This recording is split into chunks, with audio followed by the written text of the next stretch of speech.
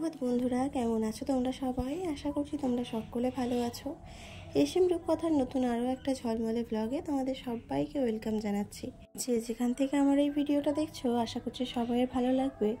সম্পূর্ণ ভিডিওটা আমার সাথে থাকার অনুরোধ করছি। চলো তবে আজকের দিনটা তোমাদের সাথে নিয়ে ভিডিওটা শুরু করা যাক। আজকে আমার সাথে সাথেই কিন্তু ছোট উঠে গেছে। এখন ঘড়িতে বাজে 6:30। আর উঠে একটুও কাজ ছাড়ছিল না, তাই ওকে ওখানে বসিয়ে দিয়ে একটু ব্রাশে করে মাজল নিয়ে এসে ওকে একটা ব্রাশ দিলাম, আমি একটা ব্রাশ নিয়ে একটু দাঁতটা মেজে নিলাম। তারপরে দুজনে একসাথে গিয়ে মুখ টুক ধুয়ে নিয়েছি।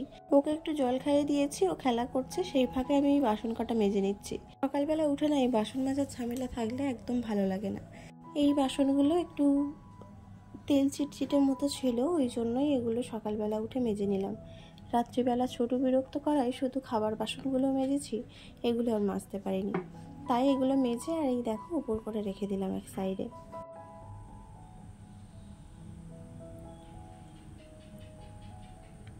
এদিকে সকালবেলার চা জলখাবার কিন্তু বানানো হয়ে গেছে, আর তার ফাঁকে আমি এসে বিছানাটা গুছিয়ে নিয়েছি। আর ঘর যদি গোছানো না থাকে না, তাহলে আর ভালো লাগে না।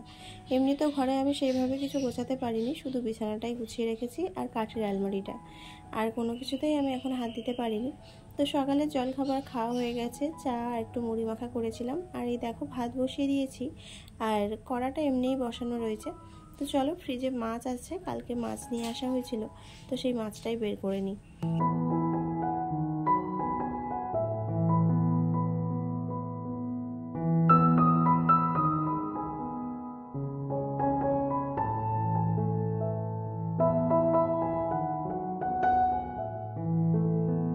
ছোট পিছনে চেয়ার দুটো নিয়ে খেলা করছিল, যেই ফ্রিজটা খুলেছি সেই এসে ফ্রিজটা বন্ধ করে দিচ্ছিল। তারপরে ও গ্রিল ধরে দেখাচ্ছিল ও কীভাবে খেলছে। তো যাই হোক, চলো আমি এখন মাছগুলোকে জল দিয়ে ভিজিয়ে রাখলাম, কেননা বরফ হয়ে গেছে, আর ভিজিয়ে না রাখলে তো মাছগুলো ছাড়বে না। আর এই মাছগুলো একটুখানি বরফ ছেড়ে গেলে, আর ভাতে একটু বেশি করেই জল দিয়েছি, দেখো ভাত ফুটে যাওয়ার মতোই হয়েছে। তো ওই জল তুলে নিয়ে মাছের মধ্যে দিয়ে দেবো, কেননা একটু নালনালে ভাব আছে। তো পুকুর ঘাটে যদি মাছ দেওয়া হয়, তো সানের ঘাটে ভালো করে মাছটাকে ফেলে ধুয়ে নেওয়া যায়, কিন্তু কলে তো আর মাছটা ডলে ধোয়া যায় না, ওই জন্যই এইরকম করেই মাছ ধুয়ে নিই। আর এদিকে দেখো আমি যা যা রান্না করব সব সবজি কিন্তু আমার কাটা হয়ে গেছে। আর আমার গলা শুনে হয়তো বুঝতে পারছো, মানে আমার শরীরটা অতটাও ভালো নেই, ওই জন্য আমি ভয়েস দিয়ে ভিডিও দিতে পারছি না। তোমরা যারা আমার ভিডিও দেখো তারা একটু বলবে যে আমি ভয়েস দিয়ে ভিডিও বানালে তোমাদের ভালো লাগবে নাকি এমনি আনভয়েসে ভালো লাগবে, সেটা একটু কমেন্টে জানাবে। আর চলো আমি রান্না বসিয়ে দিই। আর আজকে কিন্তু বাড়িতে মিস্ত্রি এসছে, তো এই ঠাকুরঘরের নিচের সিঁড়িটা পাথর করা ছিল না, এইটা পাথর করা হবে। আর বাথরুমের পিছন দিকটা প্লাস্টার করা নেই, ওইটা প্লাস্টার করা হবে। আর একটা ব্লগে তো সব কিছু ঘুরিয়ে ঘাড়িয়ে দেখানো সম্ভব না। ওদিকে আমি রান্না বসিয়ে দিয়েছি, আর এদিকে এসে তোমাদেরকে কাজ দেখাচ্ছি, কিন্তু শুধু কাজ যদি দেখাতে যাই তাহলে আমার ওদিকে রান্না টান্না সব করে থাকবে, ওই জন্য দেখাতে পারছি না। তো একদিন তোমাদের সবাইকে দেখাবো যে আমাদের বাড়িতে কি কি কাজ হয়েছে, মানে নতুন যে কাজগুলো হয়েছে, কি কি কাজ হয়েছে সেগুলো একটা অন্য ব্লগে দেখিয়ে দেবো।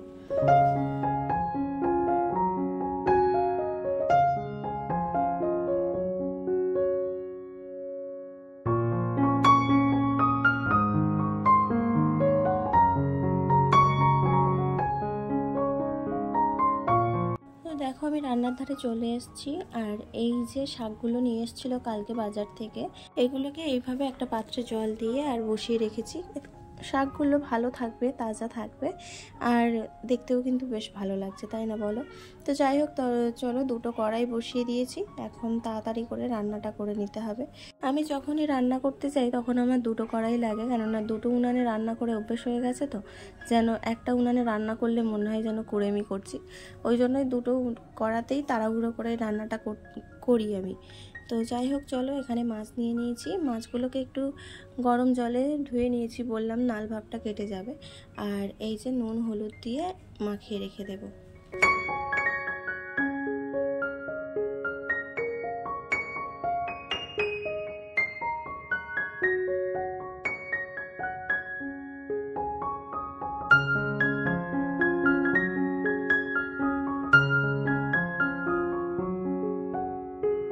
চলো একদিকে মাছ ভাজতে বসিয়ে দিলাম, আর এই যে কড়াটা এইটাও গরম হয়ে গেছে, বাঁধাকপি চচ্চড়িটা বসিয়ে দেব।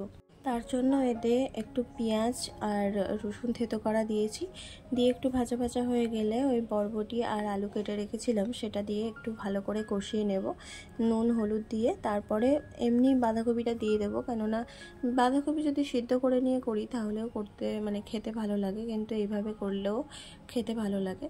তো যাই হোক, চলো মাছটাকে ভাজতে ভাজতে একটু ঢাকা দিয়ে নিলাম, তাহলে মাছের ভিতরে না ভাবে মাছটা ভালো ভাজা হবে। আর বাঁধাকপিটাও বসিয়ে দিয়েছি।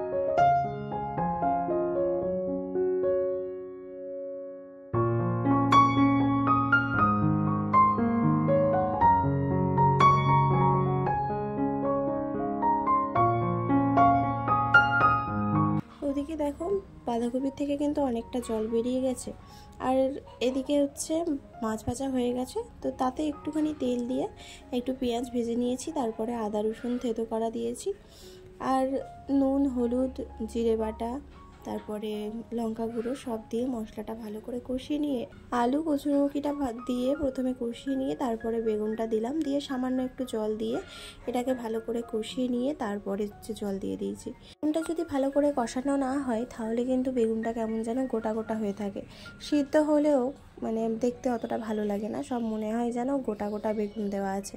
তো যাই হোক, চলো জল দেওয়া হয়ে গেছে, আর আমারও কিন্তু এইদিকে চচ্চড়িটা পুরো কমপ্লিট হয়ে গেছে। এবারে শুধু রান্না করব পেঁপে শুক্তো। পেঁপে শুক্তো আমি রান্না করি একদম সিম্পলভাবে, কোনো কিছুই দিই না ঝাল টাল। তো একটু লেবু পাতা তেলের উপর দিয়ে দিয়েছি, আর পাঁচফোড়ন থাকলে আরও ভালো হতো পাঁচফোড়নটা দিলে, কিন্তু পাঁচফোড়ন নেই বলে শুধু লেবু পাতা দিয়েই করলাম। তারপরে পেঁপেগুলো দিয়ে একটু নুন হলুদ দিয়ে আর একটুখানি কষিয়ে জল ঢেলে দিয়েছি, ব্যাস, আর কিছুই দিইনি, লঙ্কাও দিইনি বা জিরে বাটাও দিইনি। তো এইভাবেও দারুণ লাগে, একবার যদি না করে থাকো তাহলে করে খেয়ে দেখো, বেশ ভালো লাগে।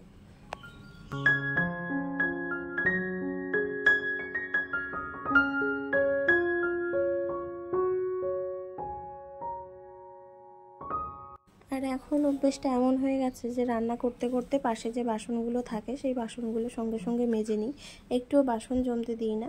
আর ওদিকে দেখো ছোটু ফ্রিজ থেকে কলা বের করে খেতে শুরু করে দিয়েছে।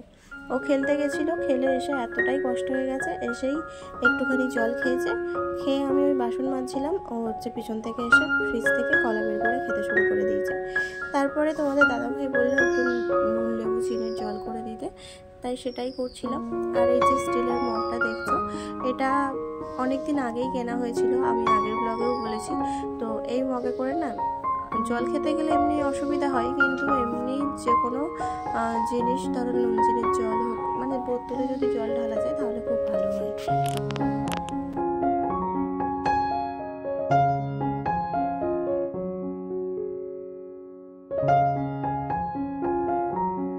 দুপুরবেলা খাওয়া দাওয়া করার পর কিন্তু আর ভাল লাগছিল না, আর এদিকে বৃষ্টিও হচ্ছিল। আবারও দেখা হচ্ছে তোমাদের সঙ্গে সন্ধ্যেবেলা। গিয়েছিল আঁকা ক্লাসে, তো ওখান থেকে এই ফর্মটা দিয়েছে, ওদের অন্য জায়গায় আঁকতে নিয়ে যাবে, ওই জন্যই। তো তারপরে সন্ধ্যেবেলা এরা সব পড়তে চলে এসেছিলো, আর ছোটুকে একটা স্লেট দিয়েছি, ও খাটের উপর বসে বসে লিখছে। তো বন্ধুরা, আজকের ভিডিওটা কেমন লাগলো অবশ্যই কমেন্টে জানাবে। আজকের মতো এখানেই শেষ করছি, আবারও ফিরে আসছি নেক্সট ব্লগ নিয়ে। টাটা।